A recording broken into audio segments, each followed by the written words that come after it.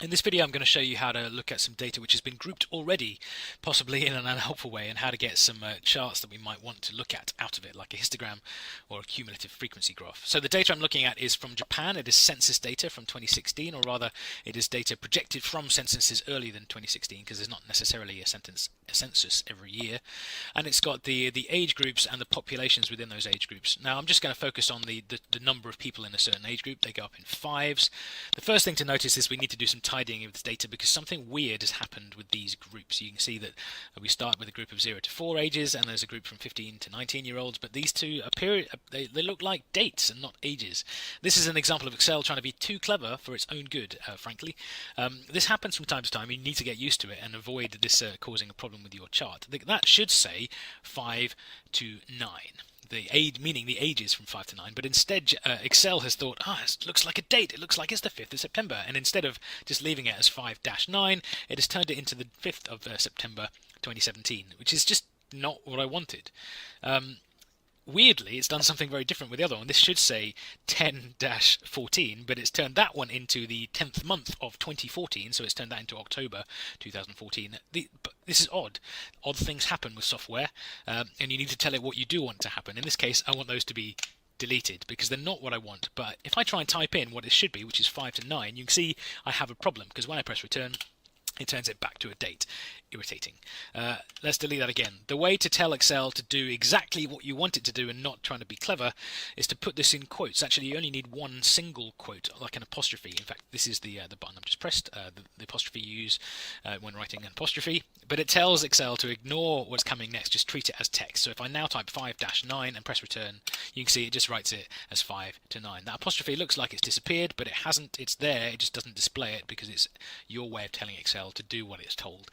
Nice to know that you're still in charge. Let's do the same with this one. You can see if I type 10-14, it does something irritating again. So delete that, put the apostrophe in 10-14, and that is now the correct age range. It's flagging up an error here. That's what that little corner thing is. If you hover over it, it tells you what's going on. It still thinks it's a date. I would like it to do what it's told, so I'm going to tell it to ignore that error, and now that's gone away. Okay, data cleanup done. The other annoying thing about Excel is that it does not handle histograms very well, so let's grab this data out of Excel and put it into GeoGebra so that we can start preparing to draw a histogram. So in the normal way, I'm going to grab these columns, which are my classes of ages and the populations or the frequencies in those classes. I'm going to copy that with Control-C. I'm going to pop over to a GeoGebra window and paste it into here, but I need to find the spreadsheet, so click on View, Spreadsheet. There is a spreadsheet. Let's put it there. I'm just going to leave a space at the top to put some titles in. There we have my data. Let's type in age class here, and here we have the frequency within that class.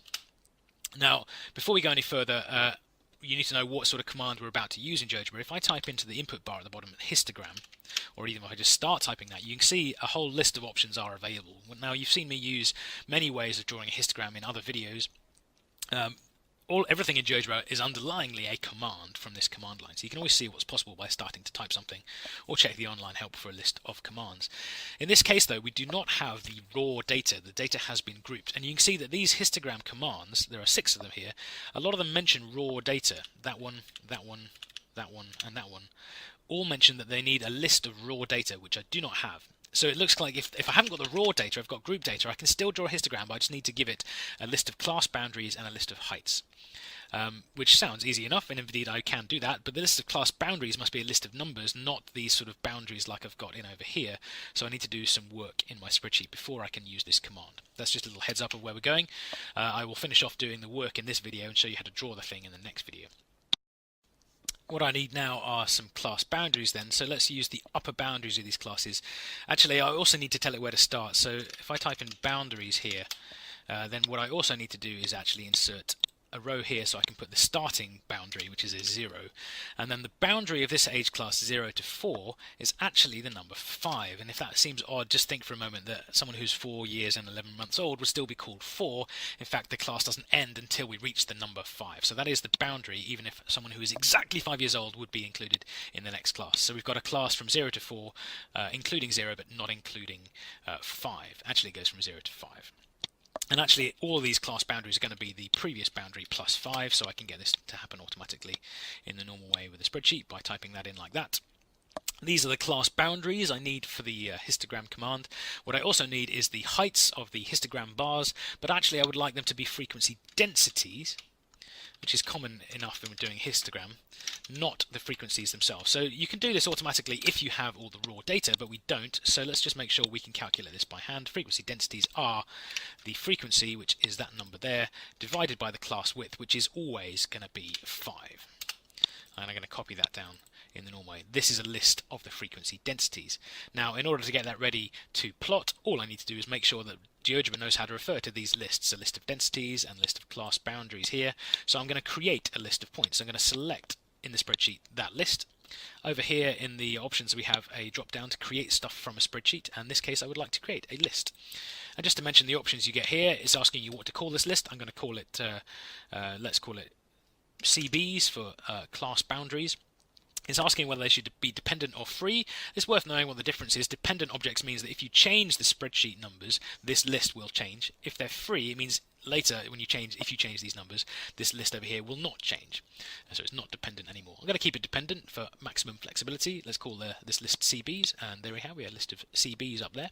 And I'll also need the list of frequency densities or heights. So I'm going to create another list by clicking on create list, and I'm going to call this HS for heights, keep them dependent as well, and create that. And I've made 2 lists, which means I'm ready, if I start typing histogram, to put those 2 things in there. But I'll do this in the next video.